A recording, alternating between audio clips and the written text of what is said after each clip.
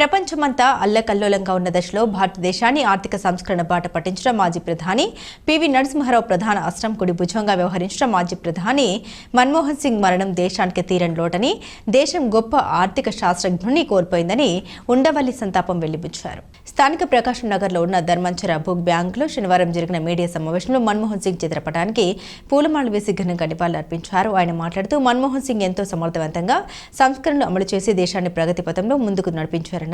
అసలు ప్రధానమంత్రి రేసులోనే లేని ఆయన బాధ్యతలు చేపట్టి ఆ పదవికి సంపూర్ణ న్యాయం చేయడం గర్వకారణమన్నారు. ఇదే సమయంలో కాంగ్రెస్ పార్టీ బలహీనపడడం దేశానికి మంచిది కాదని, అన్ని వర్గాలు, కులాలు, మతాల సంక్షేమాన్ని కాంక్షించే కాంగ్రెస్ పార్టీ మళ్లీ బలోపేతం కావాలని ఆకాంక్షించారు. మన్మోహన్ ప్రధానికి అమలు చేసిన మహాత్మా గాంధీ జాతీయ గ్రామీణ ఉపాధి హామీ పథకం, సమాచార హక్కు చట్టం వంటి వాటి వల్ల ప్రజలకు చాలా మేలు జరిగిందన్నారు. మన్మోహన్ సింగ్ ఎవరు చెప్పినా వింటారు, వినడం అన్నది ఆయన దగ్గర చూసి నేర్చుకోవాలన్నారు. ఆయన తనను పేరు పెట్టి పిలిచి మాట్లాడే అవకాశం రావడం అదృష్టంగా భావిస్తున్నామన్నారు. పిసిసి ప్రధాన కార్యదర్శి ఎస్ఎన్ రాజా, అల్లు బాబీ, బండారు మధుసూదన్ రావు, సర్రాజ్ పాల్గొన్నారు. నిజంగా అంత కామ్ గోయింగ్ ఆయనలో అతి పెద్ద గొప్పతనం అంటే మేము ఎవరన్నా సరే పొలిటీషియన్స్లో వచ్చిన చిన్నవాడి నుంచి పెద్దవాడి వరకు మాట్లాడడానికి ఇష్టపడతాం.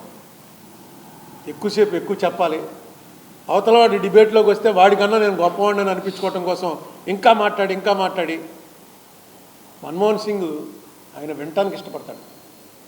ఎంత చిన్నవాడైనా సరే వెళ్ళి ఏదైనా చెప్తుంటే పేషెంట్గా వినటానికి ప్రధానమంత్రి స్థాయిలో ఉండి కూడా పార్లమెంట్ జరుగుతున్నప్పుడు అయితే ఎప్పుడైనా ఆయన ఆఫీస్లోకి వెళ్ళిపోవచ్చు. ఏ ప్రధాని అయినా సరే ఎంపీ అయినా వెళ్ళి మీట్ అవ్వాలంటే అపాయింట్మెంట్ తీసుకోవాలి. అపాయింట్మెంట్ ఒక్కోసారి దొరుకుతుంది, ఒక్కోసారి దొరకదు.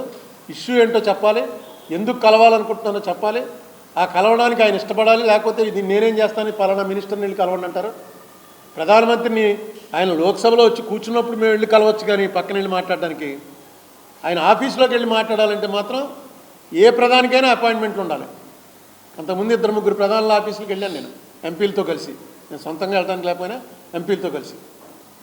మన్మోహన్ సింగ్ గారికి మాత్రం ఎవరైనా లోపలికి, ఇప్పుడు మనకు ఎవరైనా కలవటానికి వచ్చిన వాడు లోపలికి కాగితం ఎలా పంపిస్తాడో అలా అక్కడికి వెళ్ళటం, ఆ కాగితం లోపలికి పంపించడం, వెంటనే పిలిచేసేవాడు ఆయన.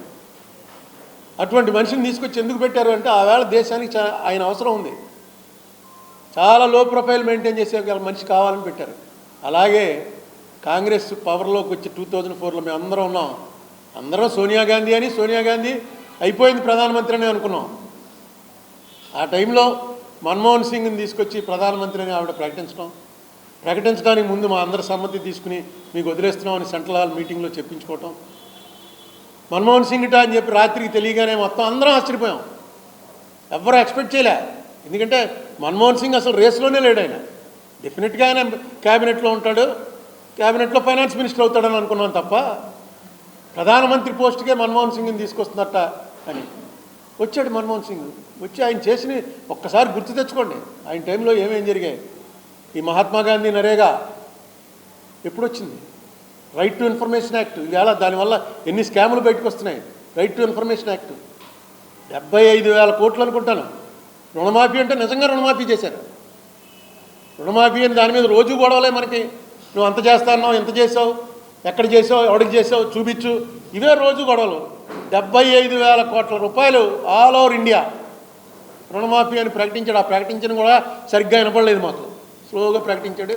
75,000 కోట్లు అనా పైసలతో ఇంట్లో కూర్చున్నాడు, బ్యాంక్ అకౌంట్లోకి వచ్చేసాయి ట్రాన్స్ఫర్ అయ్యి. వాడు ఏ పార్టీ అని, కాంగ్రెసా, తెలుగుదేశమా, కమ్యూనిస్టా అని అందరికీ కరెక్ట్గా దాని మీద ఒక్క కంప్లైంట్ రాలా. అన్నారు కానీ ఇవ్వలేదండి అని ఒక్క కంప్లైంట్ రాలా. ఎందుకంటే ఆయన రిజల్ట్ మీదే చూశాడు తప్ప పొలిటికల్ బెనిఫిట్ అనేది అసలు చూసుకోలే. అందుకే 2004 కన్నా 2009లో ఎక్కువ సీట్లతోటి కాంగ్రెస్ పార్టీ మళ్ళీ అధికారంలోకి రావడానికి కారణం ఆయనే. ఆయన పెట్టిన ఆర్టీఐ వల్లే ఆర్టీఐని విపరీతంగా వాడి చాలా స్కాములు, లేని స్కాములు, 2G స్కామ్ లాంటిది లేని స్కాములన్నీ స్కాముల కింద చిత్రీకరించడంలో అపోజిషన్ వారు సఫలీకృతులయ్యారు. అధికారం 2014లో పోయింది. కాంగ్రెస్ బలహీనపడటం, కాంగ్రెస్ అధికారంలో ఉందా ప్రతిపక్షంలో ఉందా అన్నది వేరే విషయం. బలహీనపడటం మాత్రం ఈ దేశానికి చాలా ప్రమాదకరం. కాంగ్రెస్ బలం పడాలి.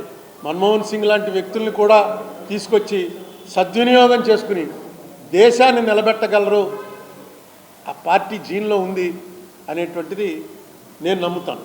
అటువంటిది ప్రధానమంత్రిగా 10 ఏళ్ళు చేసినటువంటి వ్యక్తి అరుణ్ కుమార్ అనే ఒక మామూలు వాడు, ఆయన కూడా అప్పుడు సిక్ అయిపోయి ఉన్నాడు. రాజ్యసభలోకి వెళ్తూ నేను నమస్కారం సార్ మీరు మాట్లాడిన ఒక 5 అడుగులు కలిసేసే అవకాశం వచ్చింది.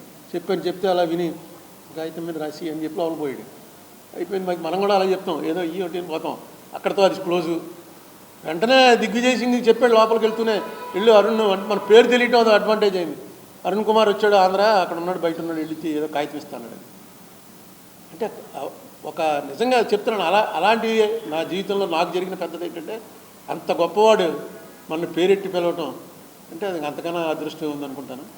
ఏదైనా మన్మోహన్ సింగ్ గారు ఇదంతా కూడా కాలం చేశారనే అనాలి మనం. ఎందుకంటే 92 ఇయర్స్ పూర్తి జీవితం బతికాడు ఆయన, అన్నీ చూశాడు.